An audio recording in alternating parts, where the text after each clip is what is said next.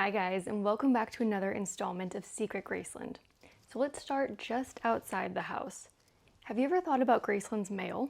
Sure, we know that Elvis received a ton of fan mail and even had several secretaries working in Vernon's office to handle it all in the later years. But in 1957, a Memphis newspaper interviewed the mailman tasked with bringing Elvis his loads of mail. Thanks to Tom Kaminski's post in the Facebook group, The Official Elvis, Find Out What's Happening Then and Now, we have a glimpse into what that was like for 63-year-old mailman Jimmy Burns.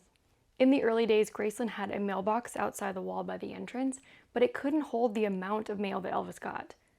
That mailbox is actually in Graceland's archives. So Graceland's mailman arrives at the gates every morning at 10:30 a.m., where fans are already waiting at the gates, sometimes asking if they can ride up with him in his truck. He drives up the driveway and around to the back door.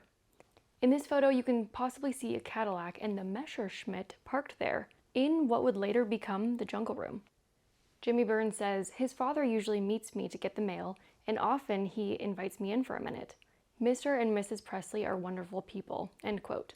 When asked how much mail Elvis gets, he explains, quote, at least 500 or 600 letters a day, and usually 2 or 3 packages. Most of it is from teenage girls, judging by the lipstick smears and affectionate notes scribbled on the envelopes. His father told me Elvis gets many songs from amateur composers who want Elvis to record their masterpieces. When the interviewer asked what he thinks of Elvis, mailman Jimmy replied, quote, I've never seen him. He's always still in bed or upstairs when I get there, but I can tell you this. He's got as nice parents as you'll find anywhere, end quote. Next, let's go back around and inside the front door, skipping ahead to the early 70s. There are several photos of this day. In this one, Elvis is just inside the front door, holding a bumper sticker that reads, Visit Elvis Presley Birthplace, Tupelo, Mississippi. Behind him is a small bench that matches the dining set that we see on the tour today. On the wall above it is framed art of what looks like 3 giant gold coins.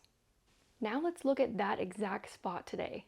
The coins have been replaced with this sweet baby picture of 𝐓𝐢𝐻, and it's been that way for a long time. But that isn't where it always was. Here is a Graceland postcard from the early 1990s. Lisa's baby picture hangs at the foot of the stairs. There are many photos from that time period that show Lisa's picture near the stairs and Elvis's portrait by the front door. Today, Elvis's picture is back by the stairs where it hung originally. Moving into the dining room, let's take a look at a couple old photos that hold something that's not there these days. Here is a view of this space from 1963, kindly shared with fans by collector Fred Whobrey.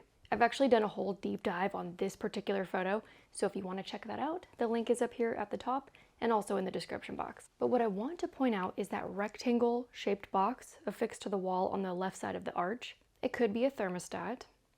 Now here's a look at that same area now in the mid-1970s from the book Inside Graceland, with a better look at that gold box on the wall.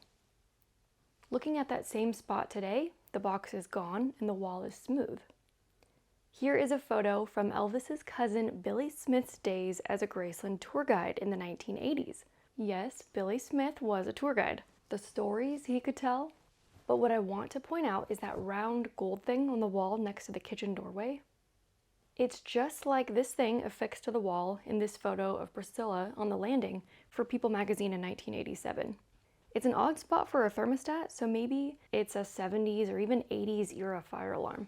It could have been added when the house opened to the public, but that's just speculation. If you know, tell us in the comments below.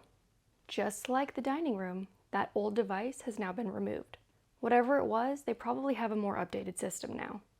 Our next stop is the kitchen. So let's explore what's changed between the 1970s and now. Here is a photo from the mid-1970s. There's been a few changes since then, and we've covered many of them in previous videos. But take a look at the back door. There are white and gingham floral curtains covering the window. Also, see the yellow towel holder on the side of the cabinet? And next to it is the apple pie painting. In that same view today, the back door curtain has been changed to this short brown one. Maybe to allow fans to look through the glass when they walk alongside the Jungle Room. Also, the apple pie painting is now hanging where the towel was, maybe on its little hook. Let's go back to that 70s photo one more time. On the counter near the blender, we can see 4 white canisters with red tops ranging from big to small. Here's my photo of the stovetop area, and there's the canisters, except the second to last one is missing. I wonder what happened to it. Just beyond the kitchen is the jungle room, but let's stop just in between at that step down. In 1967, Elvis threw Priscilla a surprise birthday party in the jungle room, way before it had a jungle theme, and in what they called the den. There's great footage from that party of the couple and their friends hanging out, eating cake, but for a moment, the camera pans to Grandma Minnie Mae sitting on that step in a chair, and the room looks so different. So let's see what's there. Here's my photo of a TV at Graceland on the tour showing this footage. In the very background, we can see straight through to the dining room and that original dining set. Quickly for reference, these are the white chairs that they had at that time. The left wall in the back, we can see the bottom of the house doorbell as well as the kitchen stair railing. That is this area right here. Today the doorbell has plexiglass all around it. Behind Grandma's head is a green panel of glass. Her and a friend are sitting on a red chair that is no longer there. Now here is that same view today. That panel of green glass survived the jungle room renovation of 1974, and the red chair was replaced with this furry bench. Let's take a peek at something that was once upstairs. According to Ginger Alden, this cool phone was in Elvis's office in 1977. The certificate of authenticity says, quote, "Elvis gave me, Ginger Alden, this phone in 1977 while we were visiting in his office," end quote. A couple years ago, I began noticing all the bird baths in old photos and footage of Graceland, and once I started to notice them, I started seeing them all over and sometimes moved around. Like in this old photo of the front of the house in the 1960s. In the bushes of the yard was this bird bath with grooves in the column and a small statue in its center. Of course, that is no longer in that spot.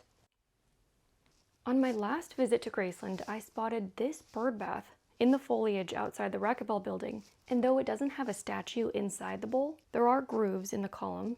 It could be the same one, I'm not sure. And that is it. Thank you so much for watching, and see you in my next video.